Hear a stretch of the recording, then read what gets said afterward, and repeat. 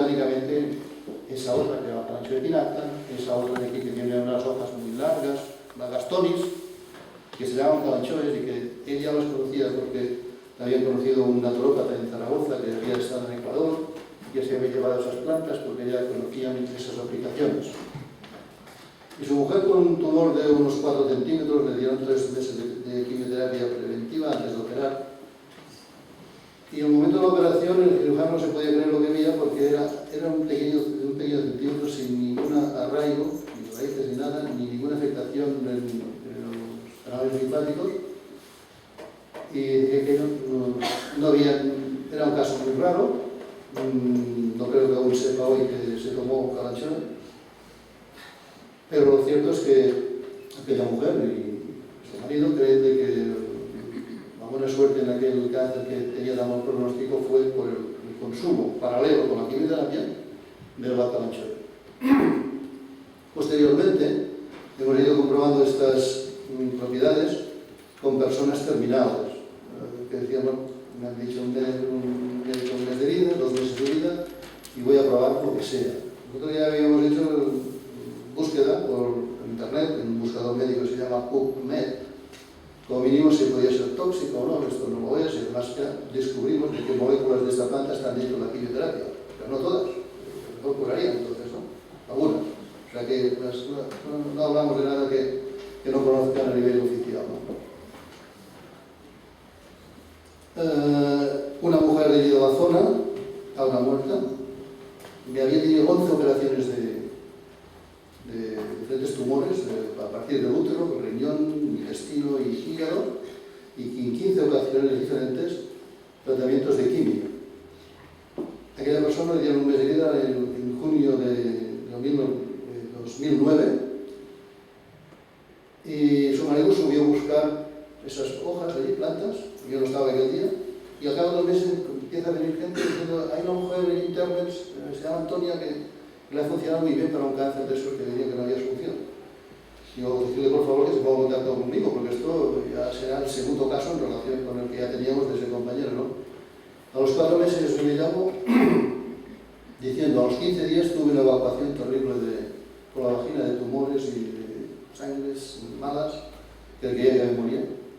Y me fui a la cama, estuve 2 o 3 días sin tomar nada más, pero a ver que no empeoraba, sino que me parecía que estaba mejor, a ver si la planta funciona. Y volvió a tomar la decisión de seguir tomando esta planta.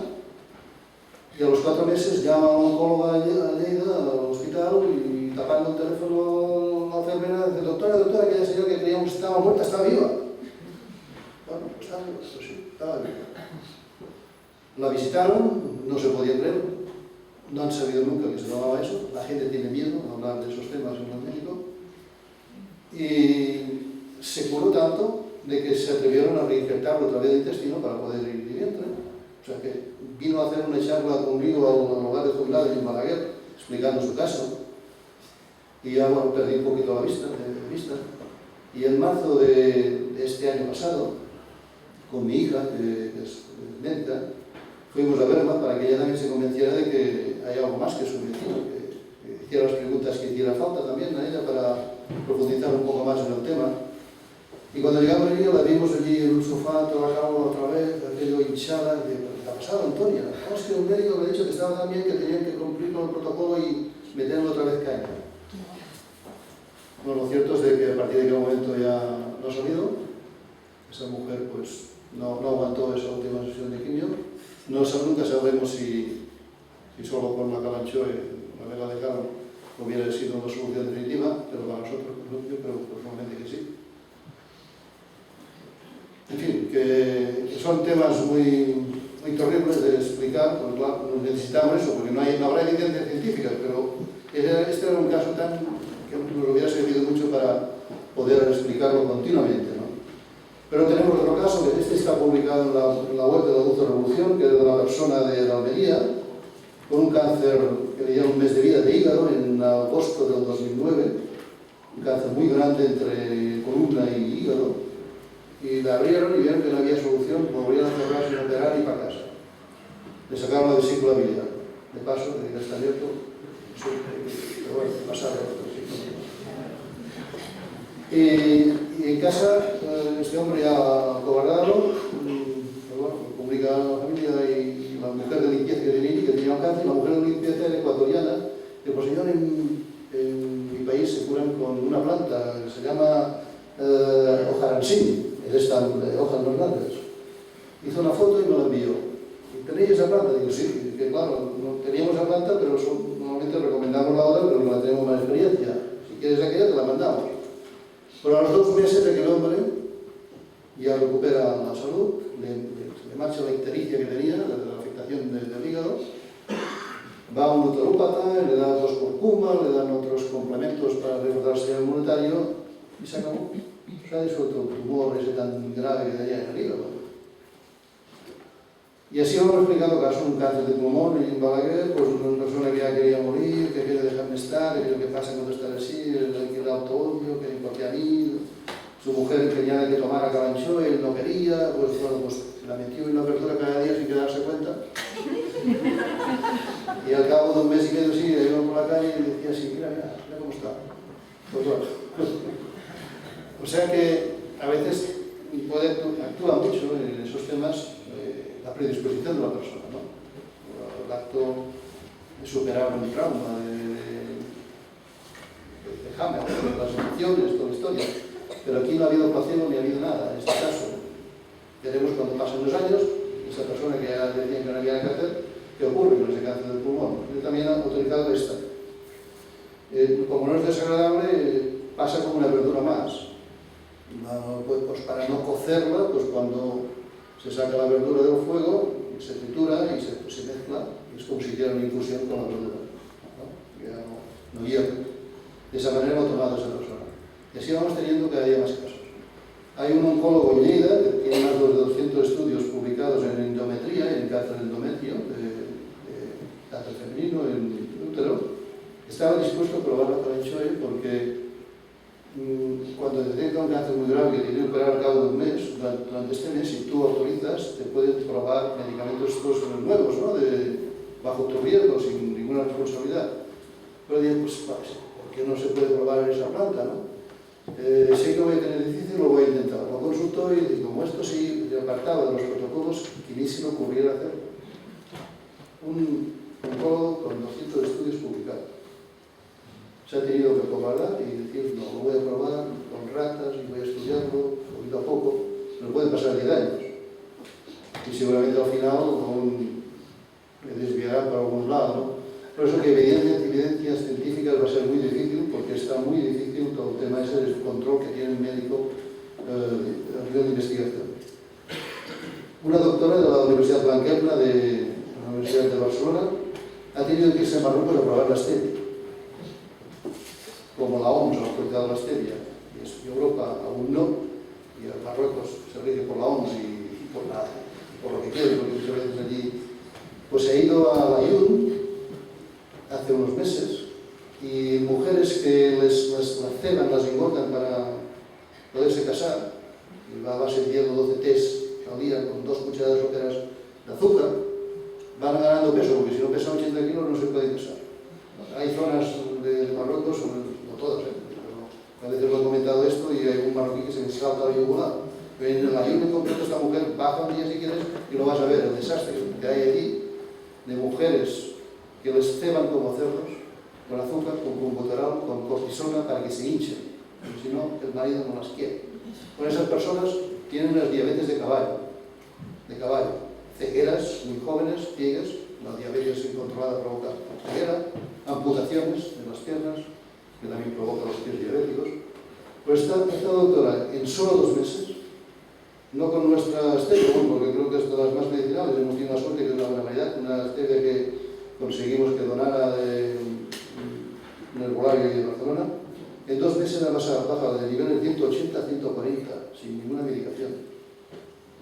La doctora esa lo va a publicar, no es evidencia científica, pero ya está avalada por la universidad y por una doctora, profesora de la universidad, ¿no? Pero es que lo que hay con la stevia se puede hacer con todo. Pero hace falta valentía de los investigadores, de médicos, profesionales de la salud, para ir avanzando en ese tema, porque la medicina actual no quiere curar, no los médicos, sino La industria farmacéutica, las universidades dominadas por esa industria farmacéutica, no es negocio curar.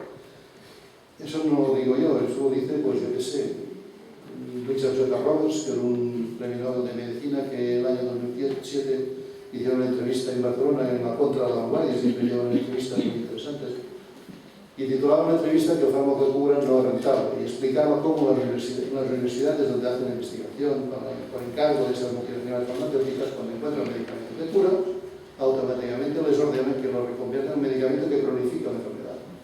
Que mientras te tomes la pastilla de inyección te encuentres bien, pero cuando dejes de tomarla, caiga, en picado.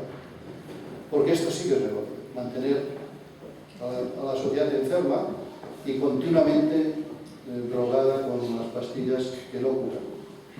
O Teresa Forcades, con la que ahora ya tenemos buena relación, después de conocer su trabajo en Teresa Forcades, esta monja que propuso el año pasado la vacuna, la gripe A, no sé si os recordáis. Bueno, pues esta mujer hace años la conocí, pues me interesó un libro pequeñito que podéis encontrar gratuito por internet, que se llama Los crímenes de la gran industria farmacéutica, Los crímenes de la gran industria farmacéutica, lo buscáis en Google, de una sociedad que se llama Justicia y Paz, que es una asociación cristiana que hay en Barcelona, que es la que la editó, y en este libro ya hablaba de cómo las farmacéuticas matan a miles de personas de forma premeditada para investigar y, bueno, creando enfermedades ficticias, ¿no? Como la disfunción eréctil, la hiperactividad de los niños, que hay que medicarlos, cómo se inventan enfermedades inexistentes para medicalizar ya desde niños o a personas, mujeres, que tienen un deseo, tres deseos, que a lo mejor con el marido no se llevan bien, ¿no? Pues, no sé, esta monja lo explica de esa forma, que es una monja y explica esos casos de una forma divertida. Estuvo este año en la feria de alimentación y salud que organizamos en Lleida, en el Slofuti, de nuestra promoción, y hablaba de esos temas, ¿no? Y que ahora va a publicar un libro completísimo de cómo se inventan enfermedades y de cómo las cronifican, las que realmente lo son. Pero esta mujer, con ella también me ayudó a abrir los ojos y a entrar en esa lucha por otra manera de vivir, más sana, desobedeciendo al sistema. Desobedecer con marihuana te puede costar cárcel, desobedecer con stevia te puede costar una multa. Pero ni esa multa no se han atrevido a hacernos efectiva. Como llevan muchos años probándolo con personas, y miles de personas han probado sus efectos, cuando Sanidad venía y nos encontraba en bandejas de stevia que llamamos Orgullo, Fran Adrià o otros cocineros, él la utilizó hace 5 años, hizo unos aires de stevia, las espumas, lo puso en la carta y digo, ¿sabes? Mira que no te preocupes, que esto si en Japón se utiliza eso, y yo tengo un restaurante en Japón, ¿por qué no lo voy a utilizar aquí? Yo lo pongo aquí. Lo puso en la carta y esto nos ayudó. Y entre ellos pues, otros cocineros importantes de España que se interesaron por ese tema. Bueno, pues Sanidad venía en nuestro almacén y veía bandejas de estas, etiquetas, y esto está prohibido vender, no puede vender, tengo que levantar expediente, pues levanta expediente. Y al cabo de unos días viene, es que me he dado cuenta que además etiquetas con las propiedades, que eso es otro delito. Porque las hierbas, nada no se puede etiquetar con las propiedades. Pues claro, si la sociedad a través de la etiqueta, además de saber si lleva espartamo o eso, pero puedes poner que hay una hierba que tiene unas propiedades, es que estás dando información al público y puedes recuperar por la vía de la etiqueta esos conocimientos que tenían nuestros abuelos, nuestras abuelas, los chamanes. Ahora las sociedades urbanas no tienen un abuelo que tenga esos conocimientos en casa, muy pocos, pero a través de la etiqueta sí que es fácil, ¿no? Pues ¿por qué la ley de etiquetaje tiene que prohibir